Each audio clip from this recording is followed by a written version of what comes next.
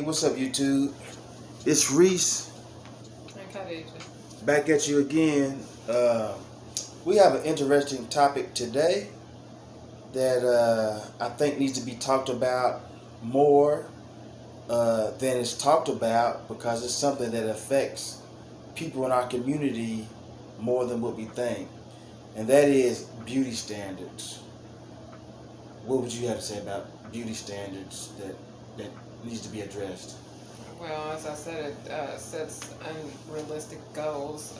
I've been seeing a lot of young women that's not even fully developed going under the knife to obtain these goals. It's quite depressing, actually. Um, a lot of people, if they feel like they don't look like an Instagram model, they use the filters, which isn't too bad, but still, the way it is they feel like they can't take photos without a filter. Mm. And so if they don't have, which they can't have a filter on in real life, yeah, they feel less of themselves. Mm. Yeah, driving them to do like the worst things by like getting into abusive relationships because they don't think they're worthy of anything better, and it messes with every aspect of the life when you don't think that you're worthy, when you don't think you're beautiful. Now, just to be specific, would you say this is something that affects boys more or girls more, or men more or women more, as far as image and beauty standards? It affects both. Because when it comes to like the men, it affects their choices on like who they choose to be in a relationship with. So when they're scrolling on Instagram, they take that Instagram model and they try to apply it to real life. So when they're like looking for a mate in real life, if a woman doesn't look like that Instagram model, they're really like their standards is like super high because this woman in front of them has a human face as opposed like, and they're looking for like that Instagram filtered face like in real life. And so yeah, I feel like it affects that a man in that way because I feel like their vision is basically distorted because of what they've been seeing on Instagram. And then when it comes to the female, she's on the other end of the spectrum. She feels like she has to look like that to get the males. I was actually in a situation like that personally. Like, I used to be by guys' consideration back in the day when normal faces was of course the norm. I used to be considered a dime.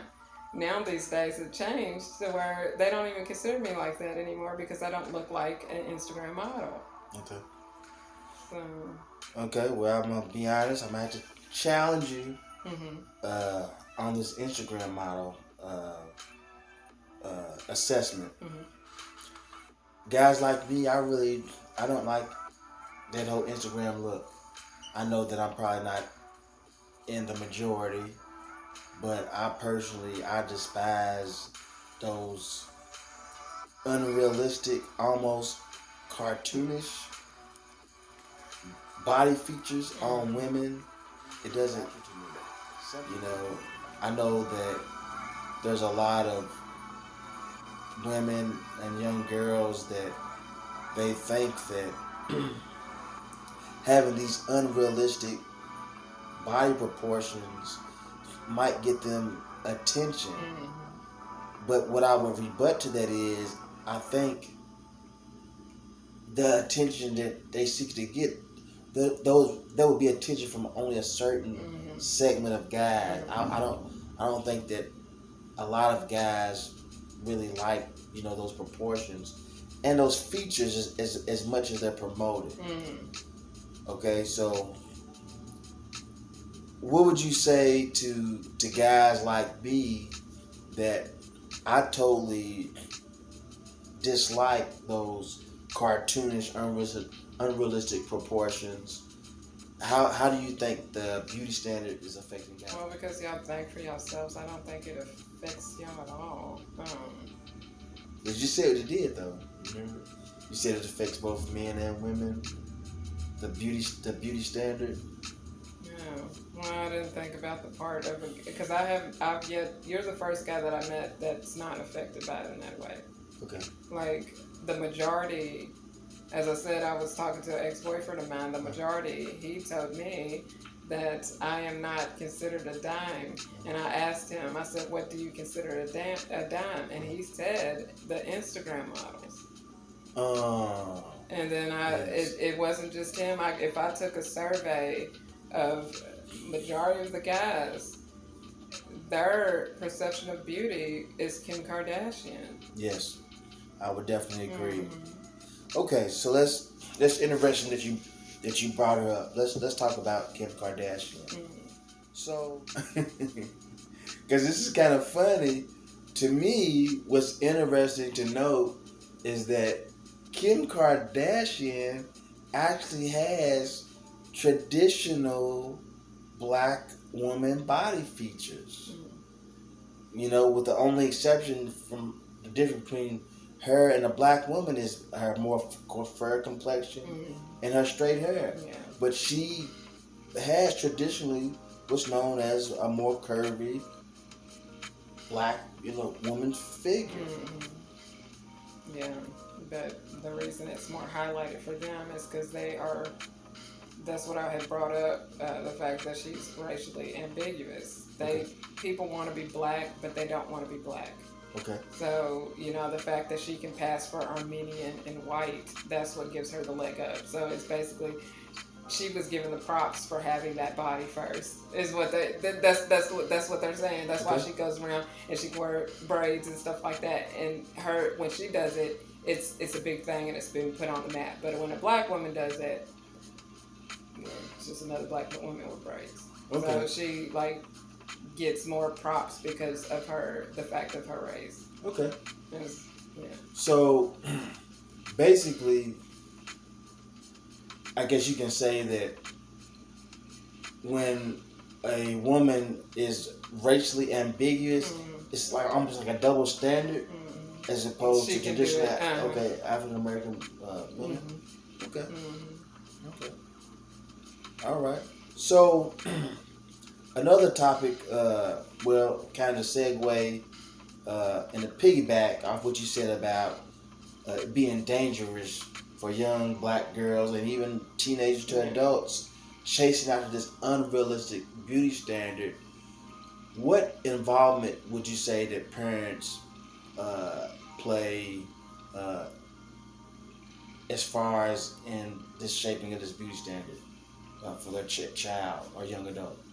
A lot of times the women going to get the BBLs are the parents. Hold on, for the viewers, what does BBL stand for? Brazilian butt lift. Okay. Yeah, the parents are the ones that are flocking to the doctor's office to get the Brazilian butt lifts. So therefore, they're the ones that's condoning it.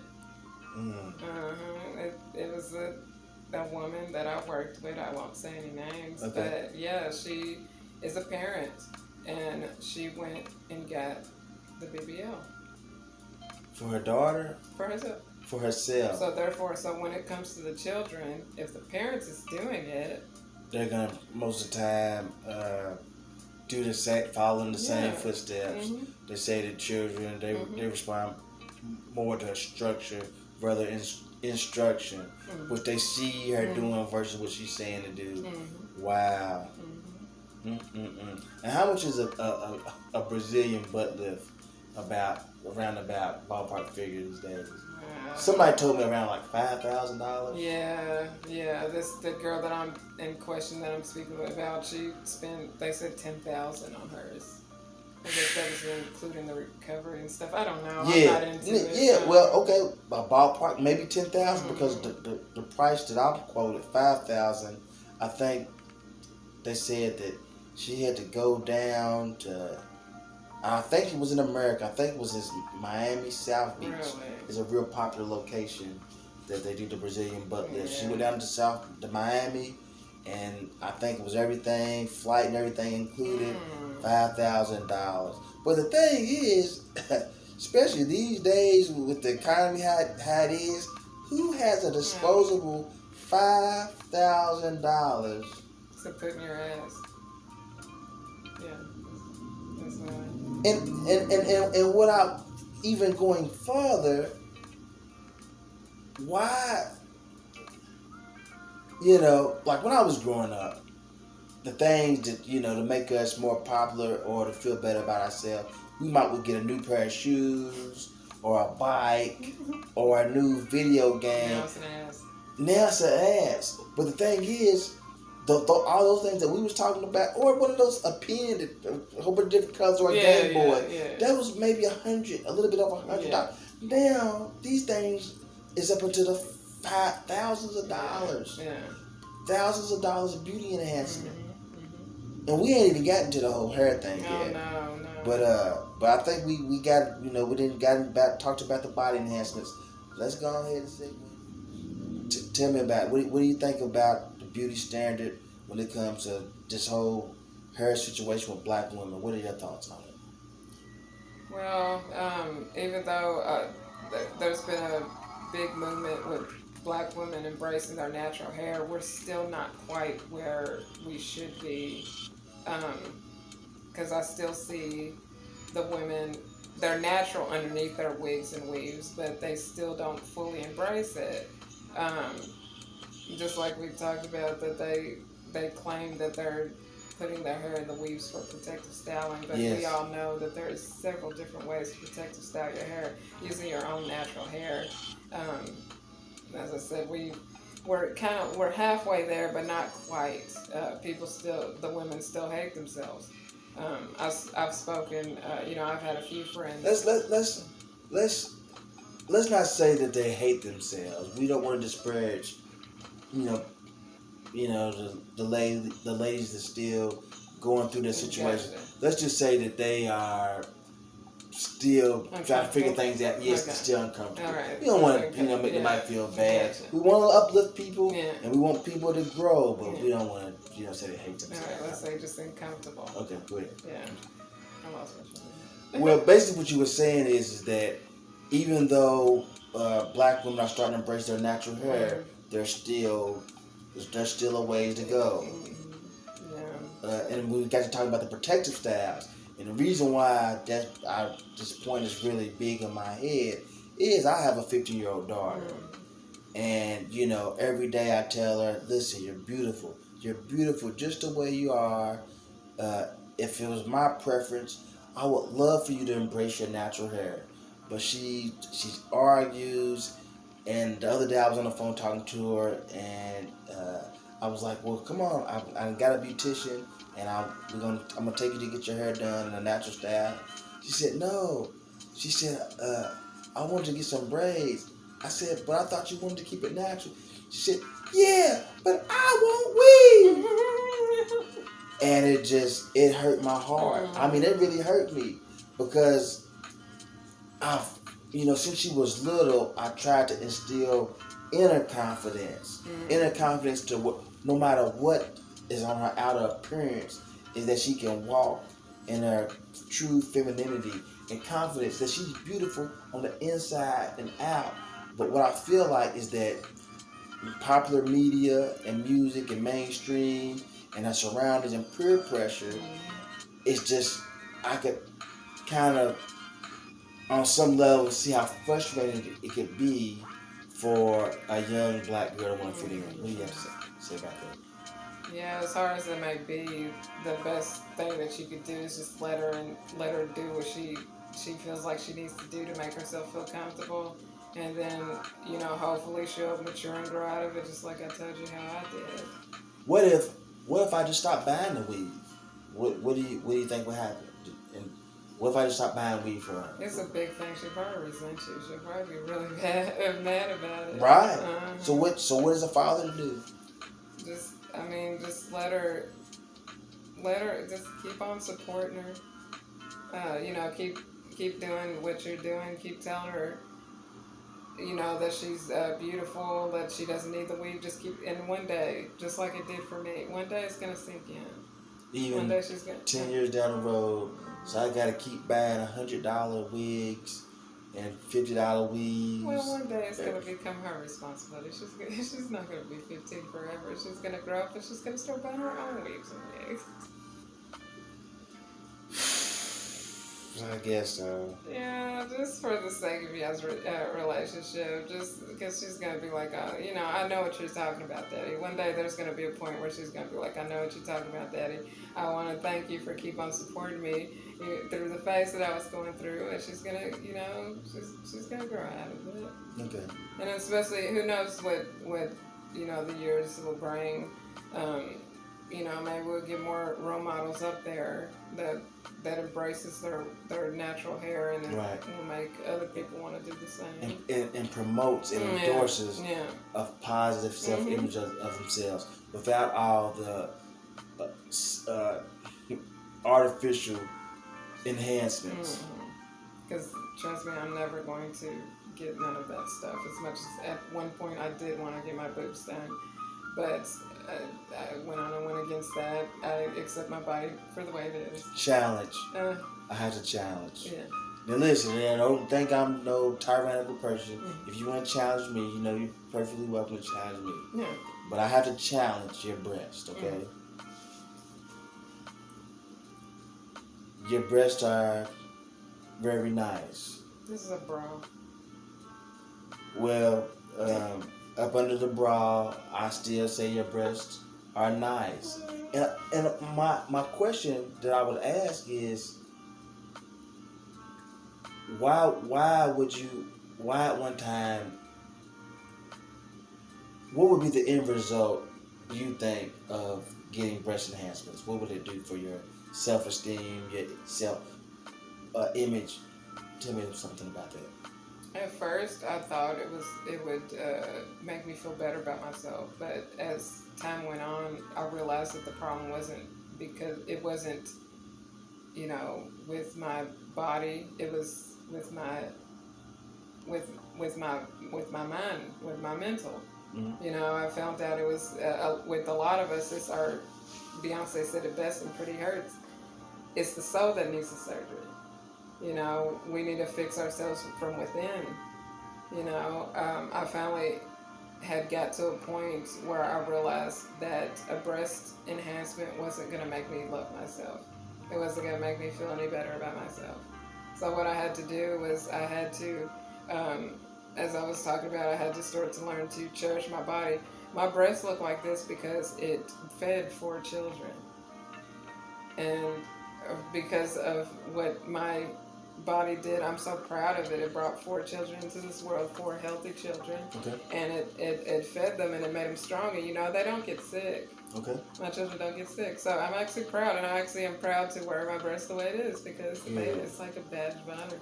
Now let me ask you this. Has anybody expressed unlike for your breasts? No one ever has.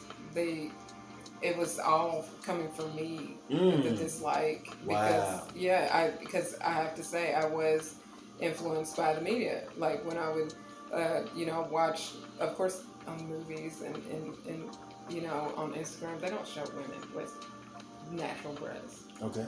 They show them with, uplifted ones, fake ones all the time. And so by seeing that, I'm like, that's what the people want to see. That's what men want to see. That's what I thought that's what men would want to see, because that's what was highlighted. Okay. And but no one's ever expressed that they were ugly or gross or anything. It was all me. That's why I was saying it was my soul that needed the surgery. Okay. So that's pretty good right there. Yeah. That's some good stuff. Yeah. Now I have to. I've been listening, and I have to talk about Instagram. I notice you talk about Instagram a lot. Yeah. And, coming from dealing with a lot of relationship dynamics and studying relationships, I think that, most guys know that Instagram is just for looks and points. I don't think no man is going on Instagram to find a wife. Yeah. I don't know if that's what a man that was marriage minded Mm-hmm. or real relationship minded would like actually go on Instagram to look for a woman Mm-hmm. that he really would want to be in a relationship with. Mm-hmm. What I could see men doing is going on Instagram to look for sexual escapades, Mm-hmm. for lack of better words. Mm-hmm. And so I would say that platforms like Instagram endorses or promotes more of external desires that certain segments of the population might go for. Mm-hmm. Now, I'm going to take you for example. You, in my opinion, you have a lot of nice, traditional, beautiful qualities. And, I don't know how you would fare well on Instagram, but that's, to me, Instagram to me is like a culture within itself. Mm-hmm. That's like so, what's the word? Otherworldly. Mm-hmm. People who don't walk around like that. Mm-hmm. How many people do you see when you go to the gas station, the grocery store, the schools, that actually look like the people look on Instagram? Mm-hmm. It's like a whole different reality. Yeah, it is. It's not real at all. Yeah, so now when it comes to beauty standards, I do believe in certain traditional things have aesthetic appeal. For example, women like Marilyn Monroe. I know she wore makeup and stuff, but your Dorothy Dandridge's. Uh, give me some help as far as traditional. Josephine Baker. Yeah, yeah. These are all older women, but you remember Good Times? Yeah. Selma from off Good Times. Which one is that? She was the younger lady. I think it was JJ's brother. And then probably more recently that you could probably think of is what was that lady's name? How about even Alicia Keys? Yeah. Alicia Keys, in my opinion, has traditional classic beauty, even without the makeup. Who else has some traditional? So I'm gonna probably bring it back up to the '90s. So Aaliyah, she was Aaliyah, uh-huh. yes, traditional quality beauty. She didn't wear a lot of heavy makeup. She didn't alter her body. I liked during that time. In the '90s period, during that time, a lot of natural bodies was celebrated. Yeah. I remember the rapper Foxy Brown. She was on a video. I forgot what the song was called, but her stomach was kind of puffy. Yeah. And there was a lot of people in the comments on YouTube on that video, and I was like, oh my God, we like the fact that was like a natural body. We embraced it. We embraced it. Now another thing is that, in my opinion, while I love women's bodies, I know it sounds crazy. I think they're beautifully and wonderfully made, but I actually really took a strong look at Aaliyah's body. Now, I don't know if you remember, but it used to be a show called 106 in Park back in the 90s. And it was AJ and Free. Well, one time, Aaliyah came on the show. Now, everybody knew of Free as big, well, the guys call it Big Blue Free. She had a big old round booty. But I would say a person wouldn't think that Aaliyah was just as thick as Free. And the thing is, if you don't believe it, you can go back and watch the video when the episode where Aaliyah came on, and they stood for a moment side by side. Now, Aaliyah's body, of course, is different from Free's. It's in a different package, but they're still both really nice packages, but just in a different shape. Yeah. So it wasn't one standard; it was a variety. Yeah. Right. And I feel like when it comes to beauty standards, when we make room for our different varieties and everything is not so cookie cutter, for lack of a better word, it makes more of a more better environment for women or men to enjoy themselves. And it's more inclusive. Yes. So that's what I kind of, that's what I miss about those times.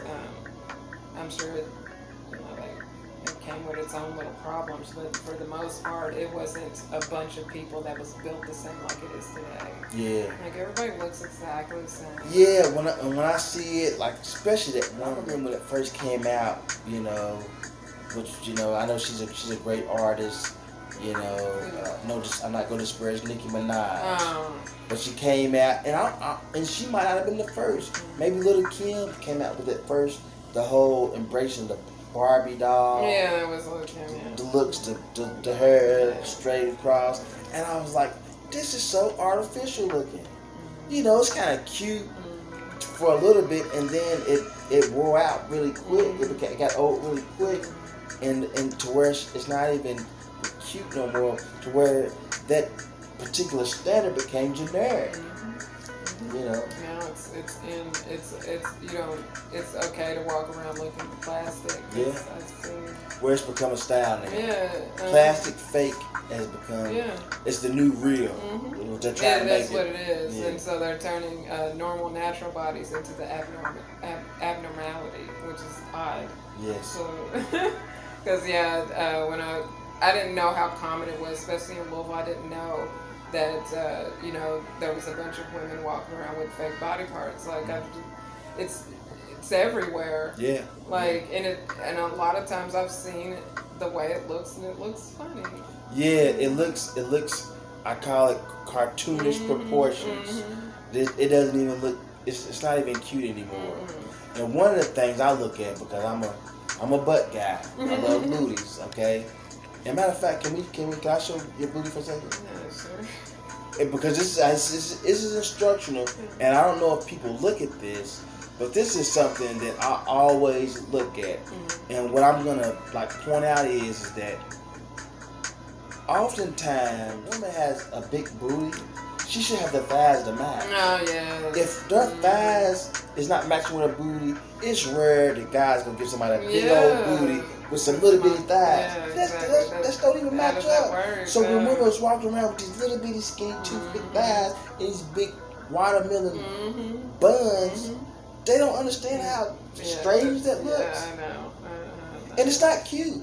I don't know who is cute too. Maybe some weirdo. These people's minds are so warped. It seems like they don't see it. Like they're just concentrating only on the booty. They don't even see that it doesn't match. It doesn't match. And I'm gonna bring up a couple of pictures.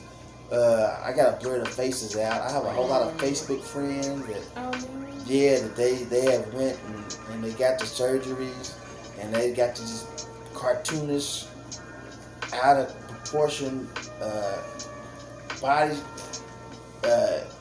enhancements, and it just looks crazy to the point. And the thing is, I'm wondering, who do they think it looks cute to? That's the first question. And the second, they probably don't have no real friends. It seems like if they had their real friends, would be like, Shanae, you done kind of went a little bit too far. Maybe you should just slow down a little bit. But they actually enable this toxic culture. I gotta call it what it is. Now that's toxic. It is. We want to talk about that. That's toxic culture. Well, you can't even be truthful with each other anymore. Enabling this clownish look. And 9 out of 10 times that friend went under the knife and got the same thing. It's just a group of little-legged, big-booty women walking around. Yeah, and they think that guys don't know it. I'm a bootyologist. I know when something don't match up. But that's what I'm saying. Are the guys blind these days? Not all of them. The majority of them. A segment. No. I don't even want to say a majority. A certain segment. Big segment. Why do you think it's so big for? Because those are the ones that are. Those are the ones that.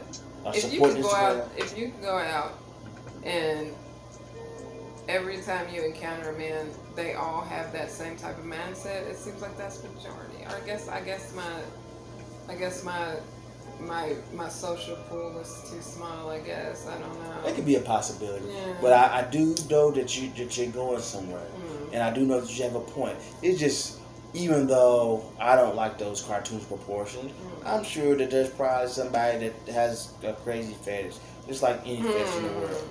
But moving forward, I guess, in your opinion, what do you think can be done to push the ball forward as far as improving our self-image and changing the current beauty standard?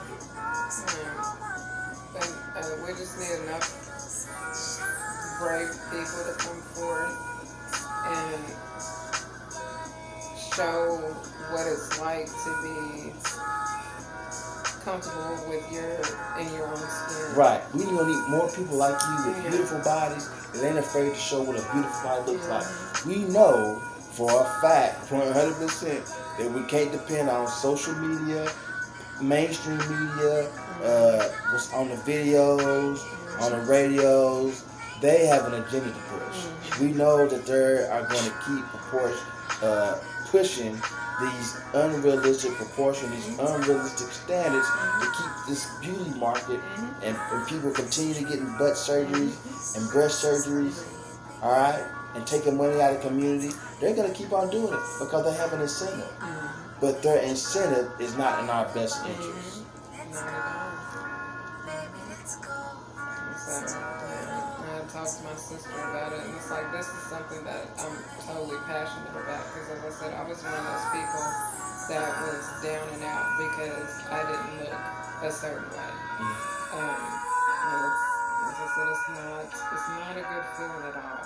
And So to all the 15-year-old girls in high school or adolescents that they're trying to figure out who they are in this world, and they look around and they see the Cardi B's and the Megan Thee Stallions and the Nicki Minaj's pushing and promoting all these unrealistic images, what would you have to say to those? although those women in the forefront, they are, they're pretty, they're beautiful, but at the same time, so are you. There's not just one specific way to look. There's many different types of beauty in this world, and we all have to learn how to accept them all. Um, Whether you feel like your nose is too big, just understand that this is the way that you was meant to be made. I mean, and there's nothing wrong with it. It's not a flaw. We all have stuff that makes us different, but it's not. It's like I said, it's not a flaw. It's something that makes you unique. It makes you you. So embrace it.